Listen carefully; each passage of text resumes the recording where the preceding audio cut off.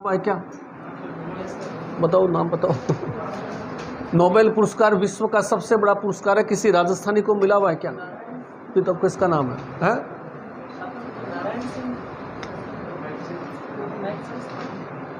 Nobel पुरस्कार विश्व का सबसे बड़ा पुरस्कार है जो किसी राजस्थानी को नहीं मिला हुआ। भारत रत्न भारत का सर्वोच्च पुरस्कार है, वो कौन कौन से राजस्थानी को मिला हुआ है? भारत रत्न भारत का सर्वोच्च पुरस्कार, भारत का सबसे बड़ा पुरस्कार कौन सा है? भारत रत्न है। ये किस राजस्थानी को मिला हुआ है? भारत रत्न से कोई नहीं है। एक भी राजस्थानी को अभी तक भारत रत्न नहीं मिला है। और रेमन मैग्सेसे पुरस्कार एशिया का सबसे बड़ा पुरस्कार है। जल बाबा एशिया का सबसे बड़ा पुरस्कार है। यह कितने राजस्थानियों को मिला हुआ है? रेमन मैग्सेसे पुरस्कार 3 राजस्थानियों को मिला हुआ है। पहला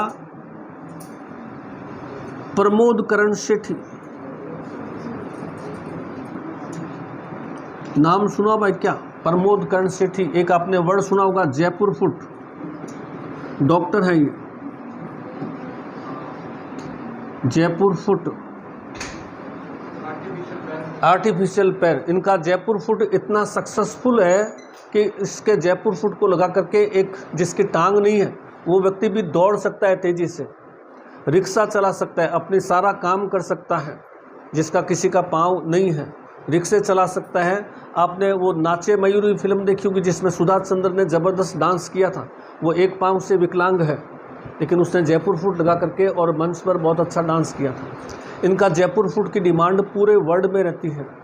ये पहले राजस्थानी है जिनको जो है समाज सेवा के लिए रेमन मैग्सेसे पुरस्कार मिला, एशिया का सबसे बड़ा पुरस्कार। दूसरा जो मिला इसके बारे में अपन पढ़ चुके हैं, राजेंद्र सिंह। बताइए किस नाम से फेमस है? इनको कब मिला? 2000 के अंदर। जल बाबा के नाम से चर्चित है। जल बचाओ आंदोलन चला रखा है, जल चेतना यात्राएं करते हैं। इनका ये मानना है कि जल जो है वो मतलब विश्व युद्ध का कारण बन सकता है। तो जल बचाओ आंदोलन जल बाबा के नाम से चर्चित राजेंद्र सिंह। तीसरा कोई व्यक्ति है जिसको राजस्थान का एशिया का सर्वोच्च पुरस्कार मिला हुआ है। इसका नाम सुना हुआ है अरुणा रॉय। अरुणा रॉय जो है एक IAS लेडी थी, भ्रष्टाचार को जो है ख़त्म करना चाहती थी। इसने जो है IAS से इस्तीफ़ा दे दिया, IAS से इस्तीफ़ा दे करके, और इसने जो है अजमेर के अंदर किसान मजदूर पार्टी नाम से एक संस्था बनाई और किसान मजदूर पार्टी संस्था बना करके और सूचना के अधिकार जिसको अपन कहते हैं RTI, आजकल लगाओ RTI, कोई भी सूचना प्राप्त कर सकते हैं। RTI सूचना के अधिकार आंदोलन की जनक थी। इन्हीं के प्रयासों से जो है 12 अक्टूबर 2005 राजस्थान में जो है सूचना का अधिकार कानून लागू हुआ था पूरे देश के अंदर। 12 अक्टूबर 2005 इसने कहा था कि भ्रष्टाचार का सबसे बड़ा कारण जो होता है वो गोपनीयता के नाम पर सूचनाएं छिपा ली जाती है। यहाँ सिविल लाइन डल रही है। इस बीकानेर के हर व्यक्ति को यह अधिकार है कि सिविल लाइन के अंदर किस साइज़ का पंप डाला जा रहा है, कितना बजट आया हुआ है, कितना काम होना है, किस हिसाब से बनाया जाएगा। तो पहले अगर आप कोई जानकारी चाहते तो वो इंजीनियर ठेकेदार कुछ भी नहीं करते, भगा देते, कोई सूचना नहीं, तुम अपने जाओ। अब आप एक एप्लीकेशन लगाओ, 30 दिन के अंदर आपके घर पे सारी सूचना आ जाएगी कि इसी साइज़ का ये। तो अरुणा राय का मानना था कि अगर किसी व्यक्ति के घर के आगे सड़क बनती है तो उसको राइट है कि किस साइज़ की सड़क बन रही है, कितनी मोटाई की है, सिंगल लेयर है, डबल लेयर है, कितना बजट उसके लिए सैंक्शन हुआ है, उसमें सीमेंट का रेशियो, बजरी का रेशियो क्या है, ये सब आप जान सकते हो। इसीलिए अब होता क्या है कि RTI कार्यकर्ता, आम आदमी तो इसमें इंटरेस्ट लेता नहीं। RTI कार्यकर्ता क्या बन गया? वो खुद जो है दूसरा डाकू बन गया। कैसे? अब मैं मान लीजिए RTI कार्यकर्ता हूँ, आम आदमी तो ध्यान नहीं रखता, अपने कभी पूछा नहीं भाई किस हिसाब से डाल रहा है। मैं RTI कार्यकर्ता हूँ, मैंने पूछा कैसे? हाँ भाई बता, तो वो मेरे को साइड में ले जाएगा। बोलो क्या बात है, किस हिसाब से डाल रहे हो? थोड़ा थोड़ा कर लेंगे, तुम जो है क्यों कर रहे हो, क्यों आरटीए लगा रहे हो। तो आरटीए कार्यकर्ता खुद डाकू बन गया। आरटीए भी एक तरह से लोगों ने अपना बिजनेस बना लिया, जबकि था तो ये इसलिए कि भ्रष्टाचार को रोका जा सके।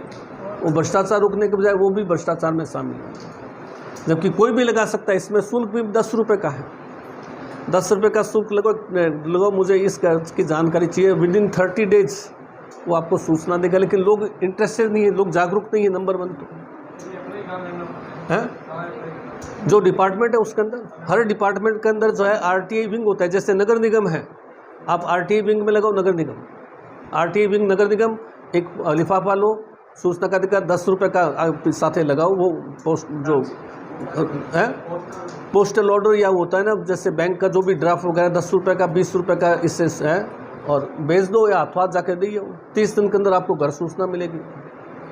कानून बढ़ा सकता है, लेकिन कानून को जो है जनता समझ नहीं पाती, क्योंकि जनता में अभी जागरूकता नहीं है। जनता इस तरह से लेवल से अभी तक जागरूक नहीं हो पाई, तो भ्रष्टाचार चलता है।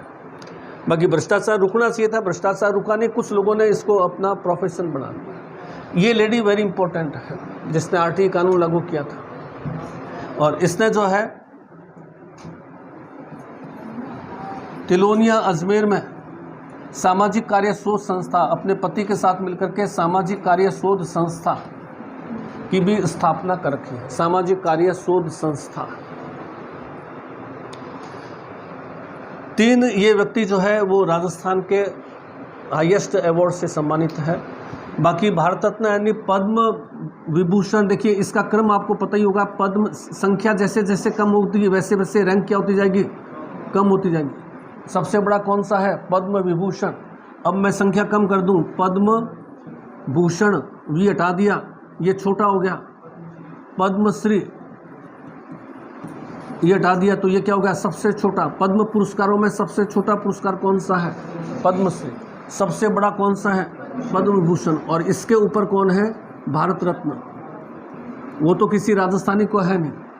पद्म विभूषण से सम्मानित बहुत सारी राजस्थानी हैं, जिसमें एक राजस्थानी के बारे में अपन ने पढ़ा है 2 दिन पहले ही, डॉक्टर मोहन सिंह मेहता।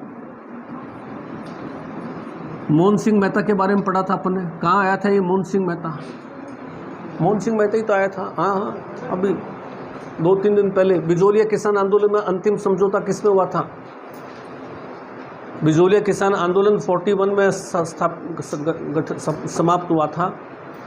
मेवाड़ के राजस्व मंत्री मोहन सिंह मेहता और विजय राघवाचार्य के मध्य समझौता हुआ था 1941 के अंदर।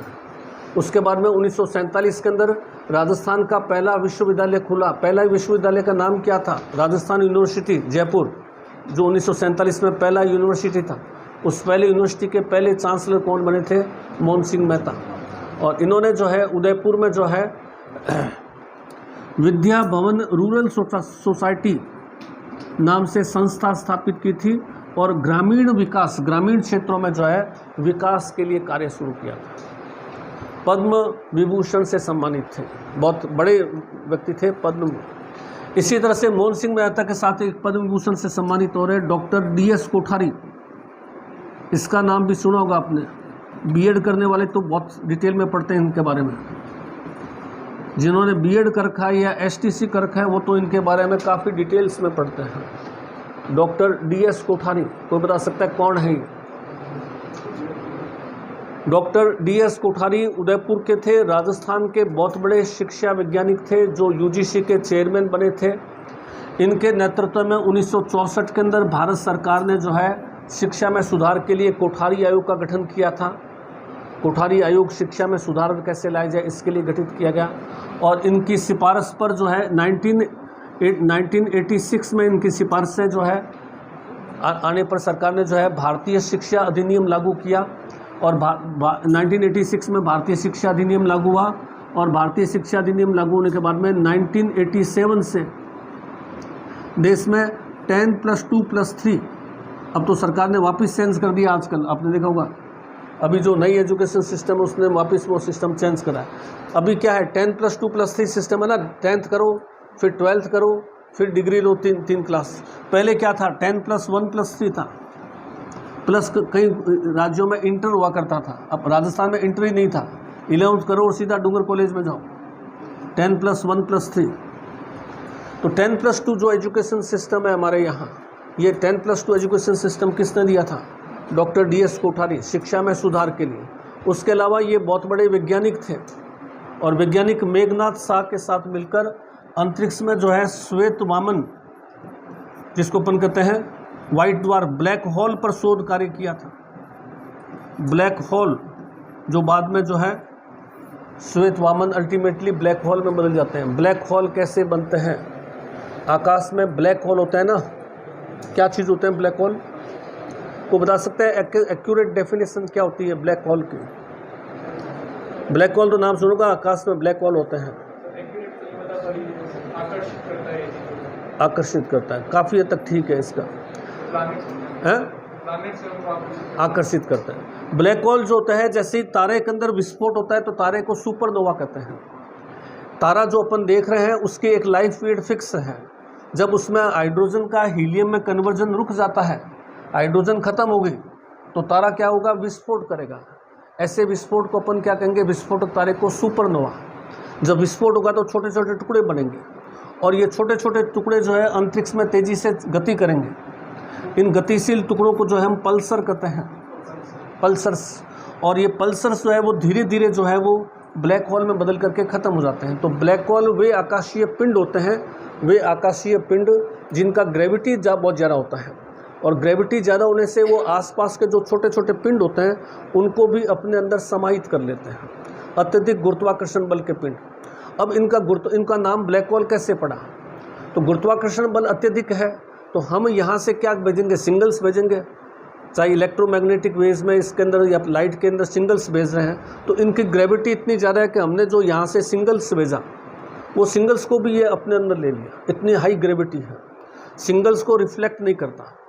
सिंगल्स को रिफ्लेक्ट नहीं करेगा तो क्या होगा? कंप्यूटर पर ब्लैक डॉट आएगा, सिंगल्स का कोई फ़ोटो आएगा ही नहीं, और फोटो नहीं आएगा तो उसका ब्लैक डॉट आएगा, तो हम उसको क्या कहेंगे? Black hole.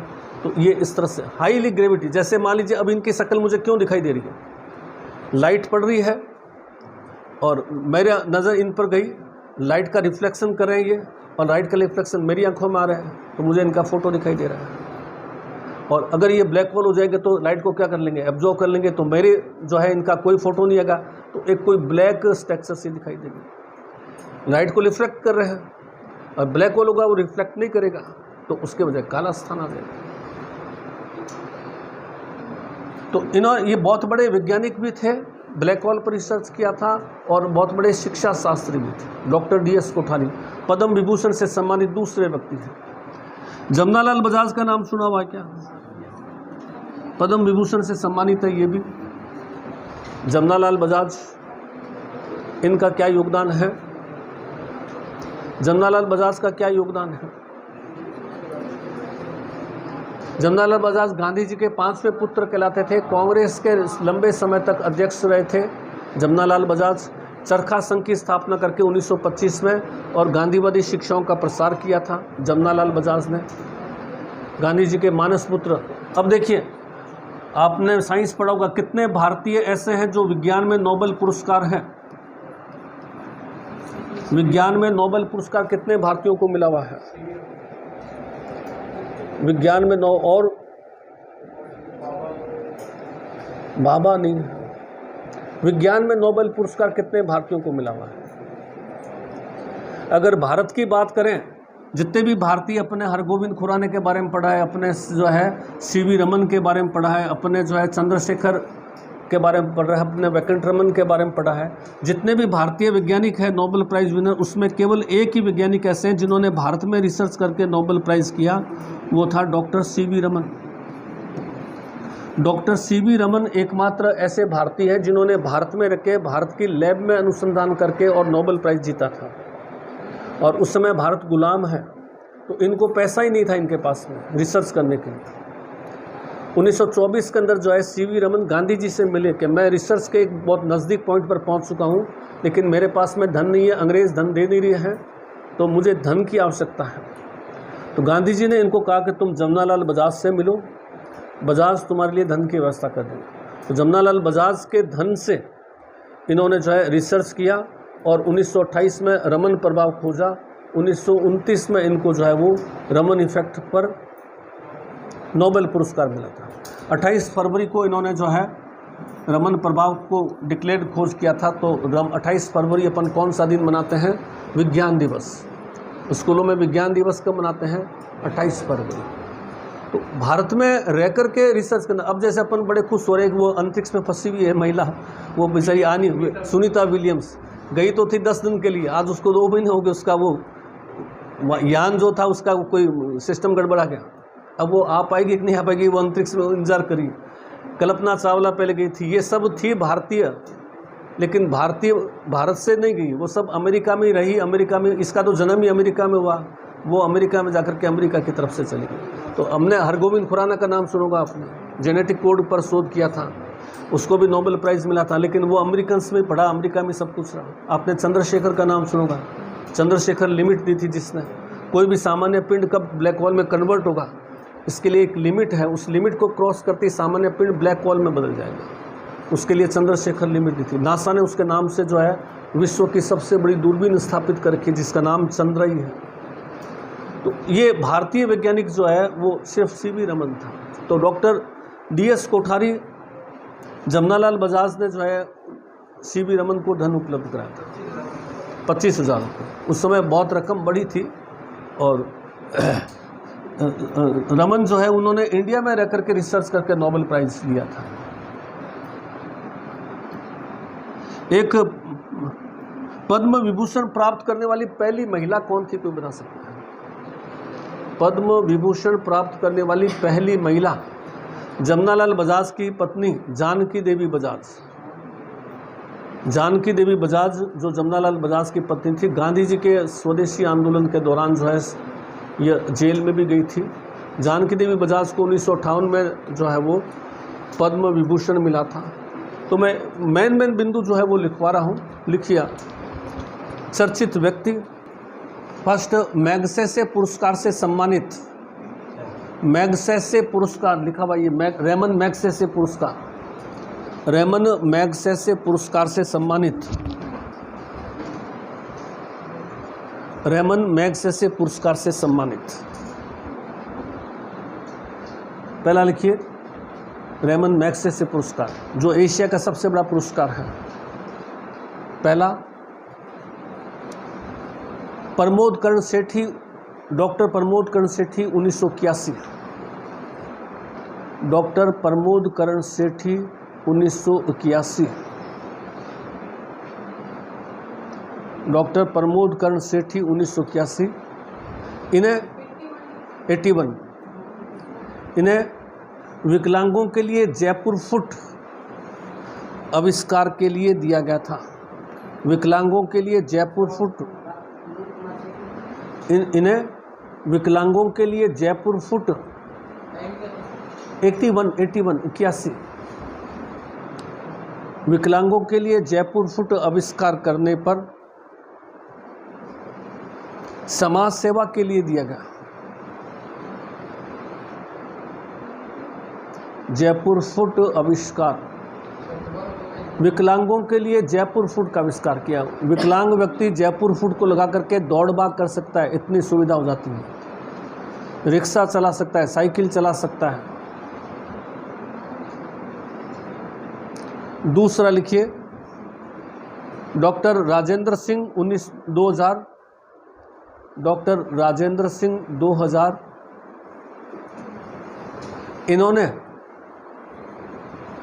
इन्होंने अलवर में तरुण भारत संघ की स्थापना की है। अलवर में तरुण भारत संघ की स्थापना की है, तरुण भारत संघ की स्थापना की है। और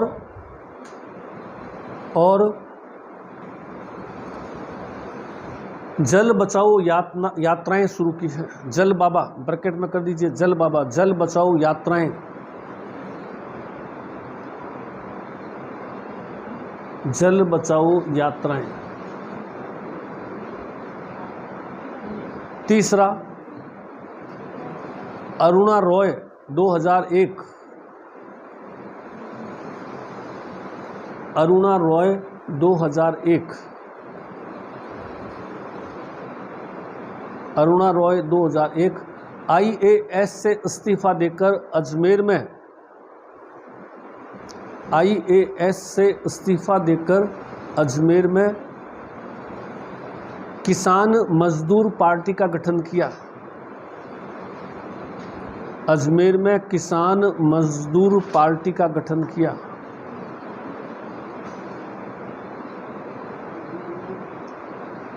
अजमेर में किसान मजदूर पार्टी का गठन किया। किसान मजदूर पार्टी का गठन किया और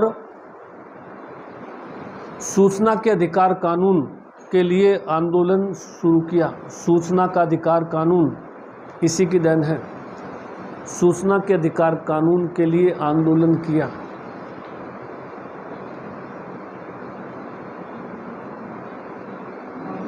सूचना का अधिकार कानून के लिए आंदोलन किया।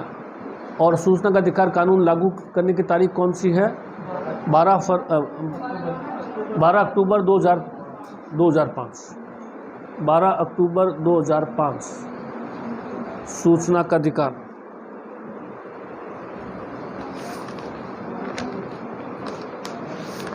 अक्टूबर 2005।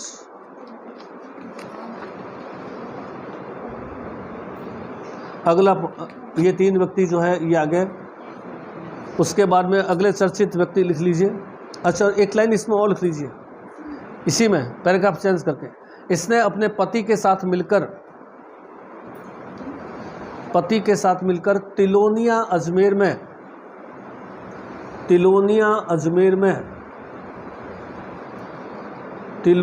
अजमेर में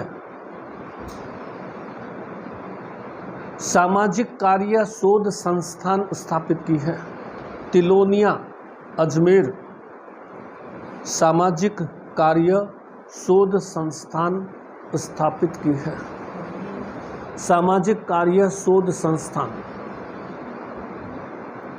स्थापित की है। अब आ जाइए चौथा पॉइंट, चौथा व्यक्ति हरविलास शारदा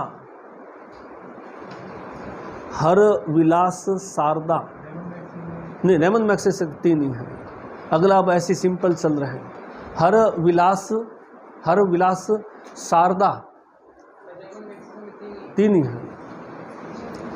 अब सामान्य व्यक्ति है, कोई मतलब पद्मश्री पद्म भूषण से कोई मतलब नहीं। हरविलास शारदा कहाँ के हैं? अजमेर के अंदर। अजमेर बहुत फेमस व्यक्ति है, 50वां बार एग्जाम में आया। इनका कानून 50वां बार जो है अजमेर के अंदर क्या थे ये वकील? कौन सा कानून लागू किया था इन्होंने? शारदा एक्ट। किसके लिए था? बाल विवाह को रोका जाए। सबसे पहले बाल विवाह को रोकने के लिए शारदा एक्ट। तो लिखिए हरविलास शारदा। इन्होंने 1929 में शारदा एक्ट 1929 में शारदा एक्ट बनाया था, शारदा कानून बनाया था। बाल विवाह पर रोक लगाई। बाल विवाह पर रोक लगाई, वेरी इंपॉर्टेंट है ये। बाल विवाह पर रोक। अजमेर हिस्टोरिकल एंड डिस्क्रिप्टिव, एक सेकंड इसको ऐसे लिखना पड़ेगा। अजमेर डैश करके हिस्टोरिकल, क्योंकि अजमेर बहुत फेमस हिस्टोरिकल सिटी है। Historical and descriptive.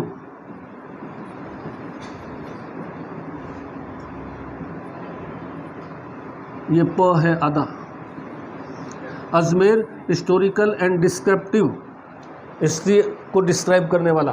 Ajmer historical and descriptive इनकी प्रमुख किताब है। अजमेर हिस्टोरिकल एंड डिस्क्रिप्टिव इनके द्वारा लिखी गई किताब। अजमेर शहर कैसे स्थापित हुआ, कैसे अजमेर शहर आगे विकसित हुआ, इन चीज़ों का वर्णन है। Historical and descriptive, Harbilas Sarda. आगे लिखिए डॉक्टर मोहन सिंह मेहता, डॉक्टर मोहन सिंह मेहता,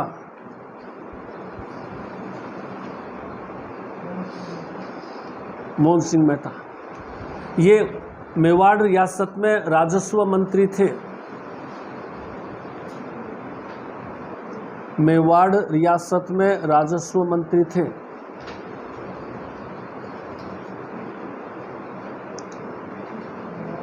जो 1947 में राजस्थान विश्वविद्यालय के पहले कुलपति बने।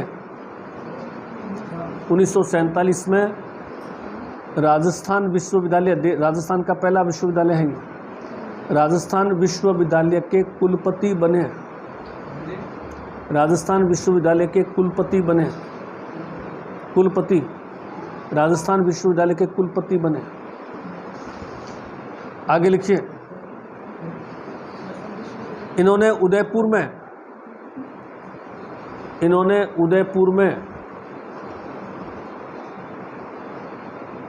में Vidya Bhavan rural society, Vidya Bhavan rural society की स्थापना की। विद्या भवन रूरल, रूरल मतलब ग्रामीण, RURAL, Vidya Bhavan rural society, Vidya Bhavan rural society की स्थापना की। अगला पॉइंट, अगला, doctor DS Kothari, doctor DS Kothari Udaipur. DS Daulat Singh Kothari, पूरा नाम लिखना चाहिए, दौलत सिंह कोठारी, DS कोठारी उदयपुर। शिक्षाविद, शिक्षाविद, शिक्षाविद, इन्हें विश्वविद्यालय अनुदान आयोग का अध्यक्ष बनाया गया। UGC जिसको अपन कहते हैं, UGC विश्वविद्यालय अनुदान आयोग है।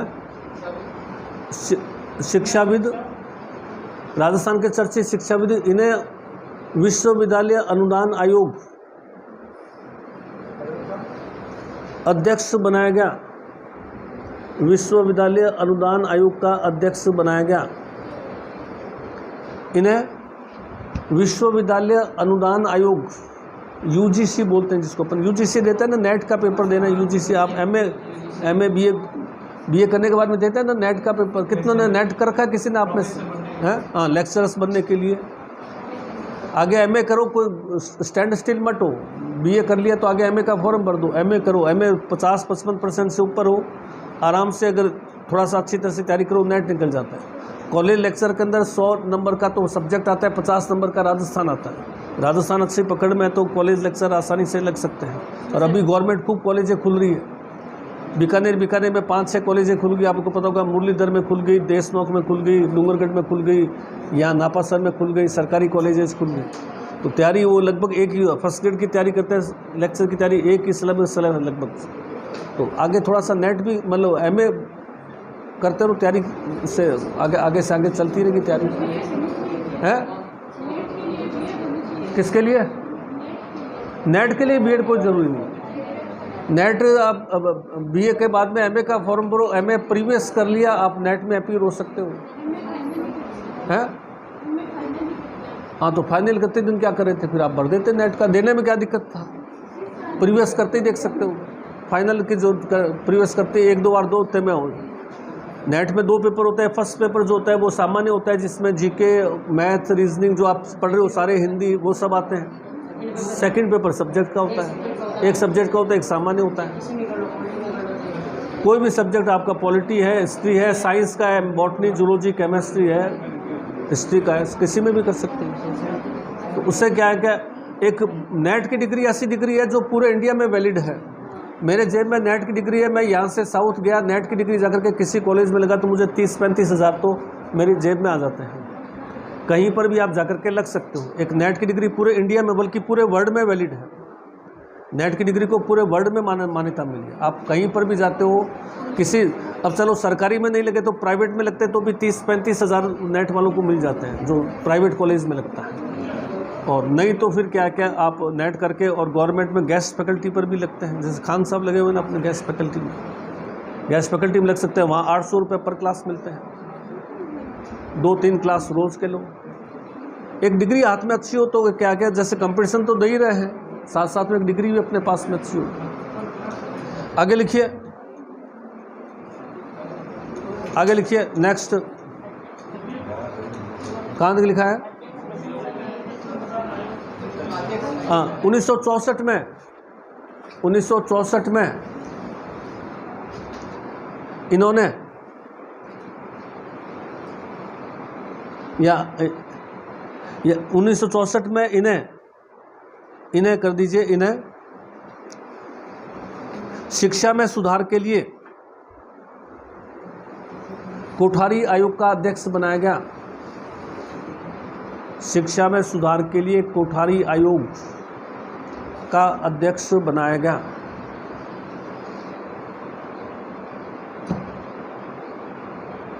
इनकी सिफारिश पर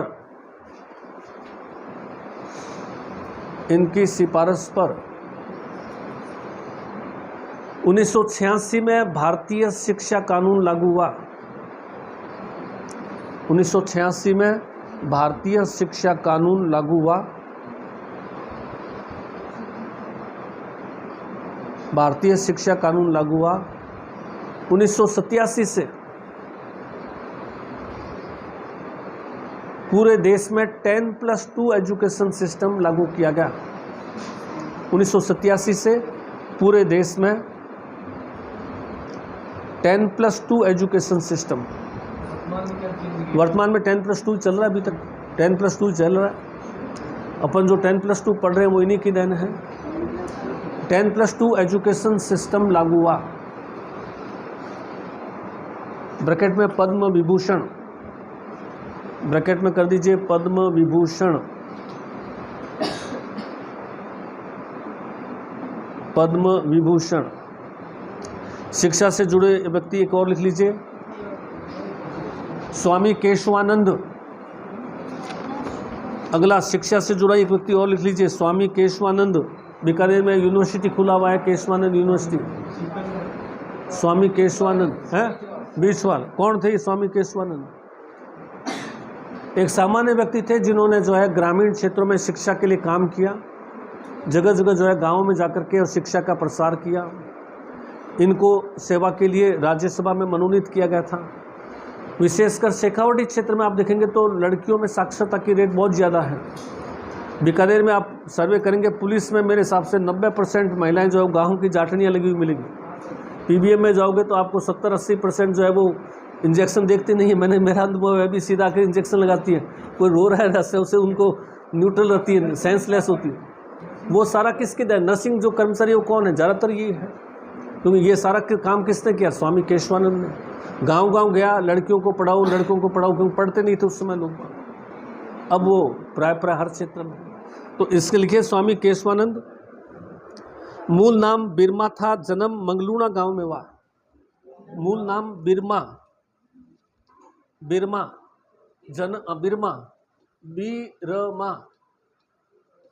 जन्म मंगलूना गांव में हुआ। मंगलूना सीकर, जन्म मंगलूना गांव में हुआ। मूल नाम बिरमा, जन्म मंगलूना गांव में हुआ। मंगलूना गांव में हुआ, सीकर के अंदर। इन्होंने पश्चिमी राजस्थान में शिक्षा का प्रसार किया। पश्चिमी राजस्थान में शिक्षा का प्रसार किया। पश्चिमी राजस्थान में शिक्षा का प्रसार किया। 300 स्कूल खोले, लगभग 300 के आसपास 300 स्कूल खोले। 300 के आसपास स्कूल खोले। संगरिया में ग्रामोत्थान विद्यापीठ की स्थापना की। संगरिया हनुमानगढ़, संगरिया ब्रैकेट में हनुमानगढ़,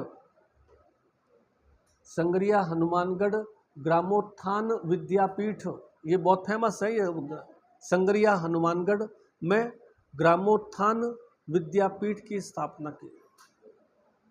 ग्रामोत्थान विद्यापीठ, ग्रामोत्थान विद्यापीठ ये BA MA तक लड़कियों के लिए, ग्रामीण क्षेत्र की लड़कियों में शिक्षा के लिए। राज्यसभा सांसद, ब्रैकेट में कर दीजिए, इनको राज्यसभा में मनोनीत किया गया था। स्वामी केशवानंद को राज्यसभा में मनोनीत किया गया था समाज सेवा के लिए। राज्यसभा सांसद मनोनीत नहीं, निर्वाचित है। राज्यसभा के लिए निर्वाचित हुए, मनोनीत तो एक ही, वो अपन ने कर रखा है। मनोनीत मैंने एक लिखा रखा है, एक ही व्यक्ति मनोनीत हुआ अब तक, हाँ, राज्यसभा में राष्ट्रपति द्वारा है। क्या नाम था उसका? बहुत अच्छी तरह से पढ़ाया मैंने उस समय जब समय करा था। एक ही व्यक्ति राजस्थान से राज्यसभा में मनोनीत हुआ राष्ट्रपति द्वारा। अपने जब कृषि पढ़ी थी, अफीम पढ़ा था, अफीम मुक्ति आंदोलन, नारायण सिंह माणकलाव, अच्छी तरह से लिखा है। एक ही व्यक्ति जो राज्यसभा में राष्ट्रपति द्वारा मनोनीत हुआ, ये निर्वाचित सांसद थे, राज्यसभा में कांग्रेस पार्टी से निर्वाचित होकर गए थे। आगे लिखिए, आगे लिखिए। जमनालाल बजाज, जमनालाल बजाज, अगला जमनालाल बजाज, काशी का बास सीकर, काशी का बास सीकर, काशी का बास गांव का नाम था, काशी का बास सीकर, सीकर वहां के रहने वाले, जन्म जो है काशी का बास सीकर। गांधी जी के 5वें पुत्र, गांधी जी के 5वें पुत्र कहलाते थे।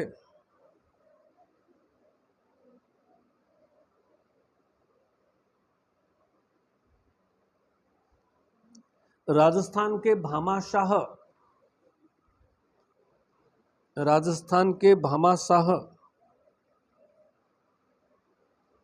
भामाशाह गांधी जी के कहने पर राय बहादुर का खिताब अंग्रेजों को लौटाया। गांधी जी के कहने पर राय बहादुर का खिताब अंग्रेजों को लौटाया। राय बहादुर, राय बहादुर का खिताब अंग्रेजों को लौटाया।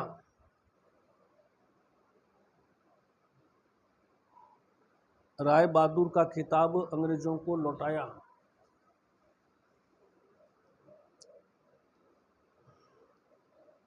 पैराग्राफ चेंज करके लिखिए। 1925 में अजमेर में चरखा संघ की स्थापना की। चरखा संघ बहुत फेमस संस्था थी इनकी। 1925 में अजमेर में चरखा संघ की स्थापना की। जयपुर स्थानांतरित किया था बाद में, पहले अजमेर चरखा 1925 में पहले जयपुर में हुआ, फिर अजमेर में स्थानांतरित हो गया था। 1925 में अजमेर में चरखा संघ की स्थापना की। वैज्ञानिक रमन को शोध कार्य के लिए 20,000 रुपये की सहायता की। 20,000 रुपये। वैज्ञानिक रमन को शोध कार्य के लिए 20,000 रुपये की सहायता की थी। वैज्ञानिक रमन को शोध कार्य के लिए, उस समय 20,000 रकम बहुत बड़ी रकम थी। वैज्ञानिक रमन को शोध कार्य के लिए 20,000 रुपये की सहायता की। शिक्षा के लिए एक व्यक्ति और लिख लीजिए। अगला व्यक्ति शिक्षा,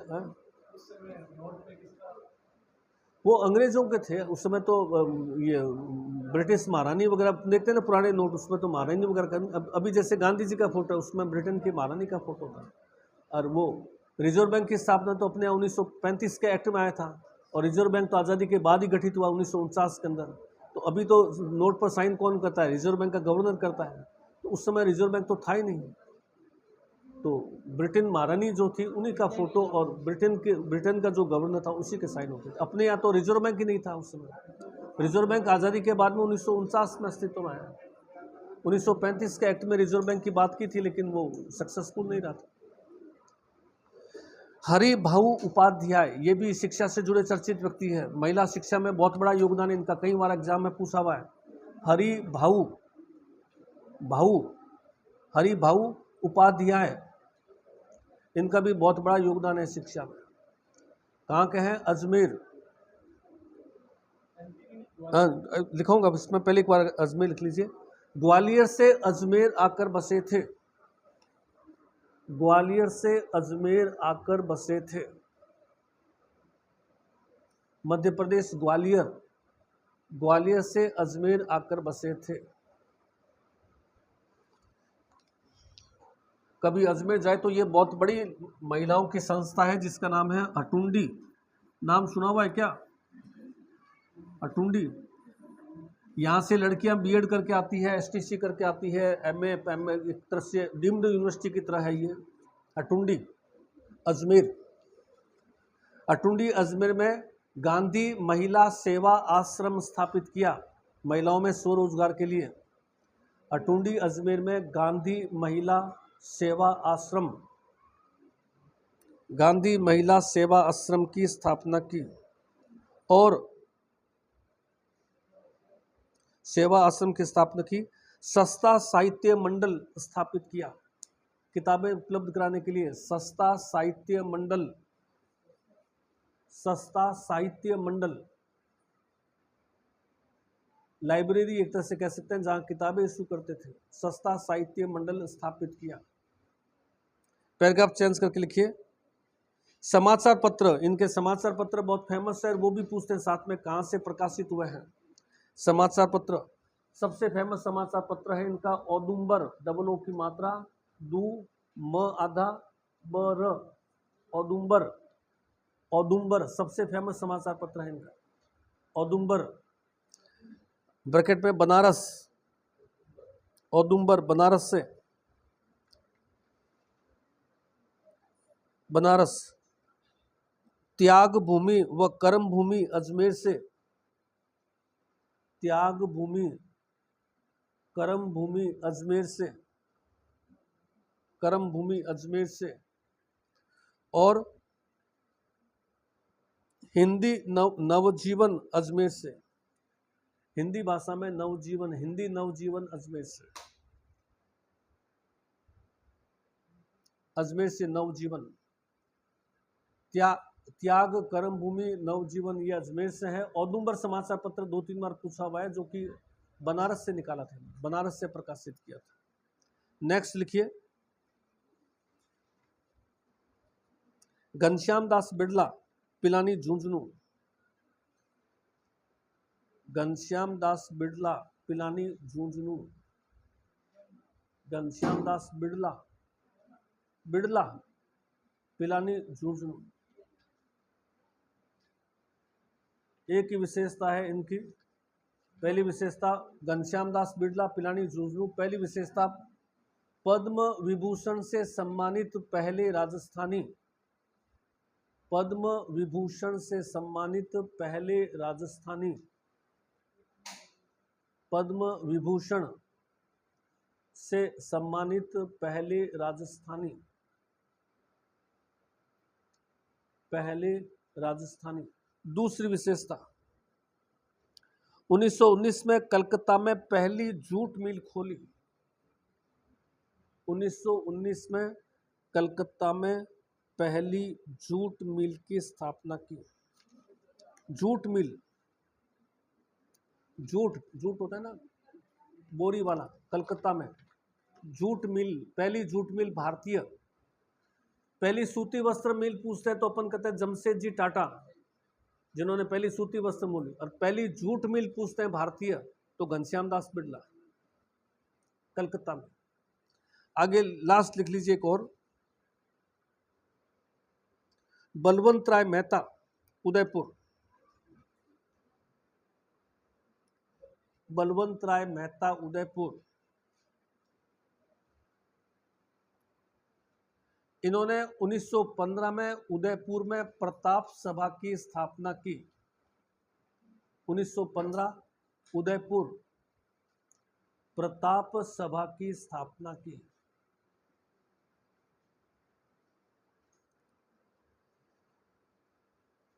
उन्नीस सौ 1938 मेवाड़ प्रजामंडल के अध्यक्ष बने, 1938 मेवाड़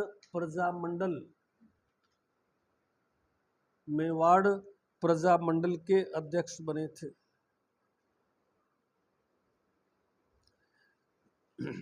पैराग्राफ चेंज करके, इन्हें संविधान सभा का सदस्य चुना गया था। इन्हें संविधान सभा का सदस्य चुना गया था।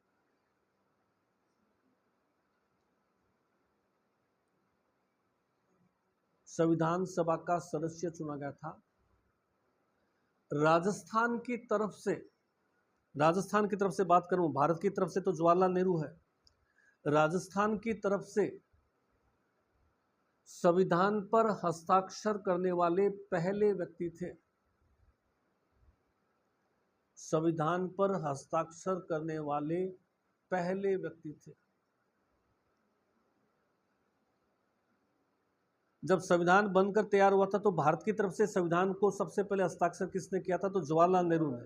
राजस्थान की तरफ से किन को सब बुलाया गया था? बलवंत राय मेहता। एक लास्ट लाइन और लिख लीजिए। 1957 में बलवंत राय मेहता कमेटी का गठन पंचायती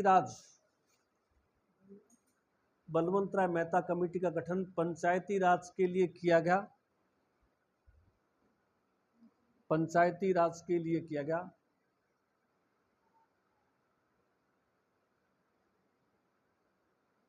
इन्हीं की सिफारिश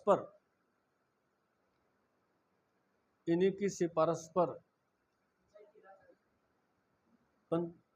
बलवंत राय मेहता की कमेटी का गठन पंचायती राज हेतु किया गया। इन्हीं की सिफारिश पर 2 अक्टूबर 1959 को नागौर से त्रिस्तरीय पंचायती राज, नागौर से त्रिस्तरीय 3 स्तर वाली, अभी पंचायत 3 स्तर की है ना, त्रिस्तरीय पंचायती राज व्यवस्था लागू हुई। ग्राम पंचायत, पंचायत समिति, जिला परिषद, ये सब आगे अपन लेंगे इसके अंदर। त्रिस्तरीय पंचायती राज व्यवस्था लागू। कल कितने बजे का टाइम